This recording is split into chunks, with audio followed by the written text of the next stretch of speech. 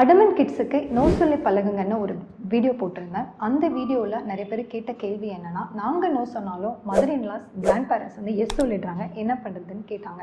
அதற்கு இந்த 4 டிப்ஸை ஃபாலோ பண்ணுங்கள். நம்பர் 1, கிராண்ட் பேரண்ட்ஸ்கிட்ட நீங்கள் உட்காந்து பேசுங்க. இந்த மாதிரி வீடியோஸ், ப்ரொஃபஷனல் போட்ட வீடியோஸ் காமிங்க. அடமன்ஸாக இருந்தால் நம்ம கேட்டதெல்லாம் வாங்கி தரக்கூடாது, பின்னாடி அவங்களோட டிமாண்டை ஃபுல்ஃபில் பண்ண முடியாதுன்னு எக்ஸ்பிளைன் பண்ணுங்கள், புரிஞ்சுப்பாங்க. நம்பர் 2, நம்ம ரோல் மாடலாக இருந்து சில விஷயங்களை நம்ம எப்படி அடமன்ஸை ஹேண்டில் பண்ணி காமிக்கணும். இப்போ டிஸ்ட்ராக்ட் பண்ணாலே குழந்தை அழுகிறத நிறுத்திடுது அப்படிங்கிறத நமக்கு டைம் கிடைக்கிறப்ப பண்ணி காமிச்சா அவங்க வந்து புரிஞ்சுப்பாங்க.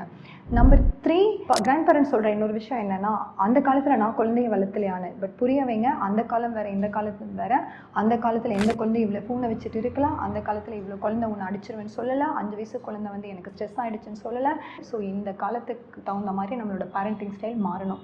நம்பர் 4, அவங்க கேட்கவே மாட்டேனாங்கன்னா நீங்கள் பவுண்டரி செட் பண்ணி தான் தீரணும். இந்த குழந்தை இந்த மாதிரி தான் பேரண்டிங்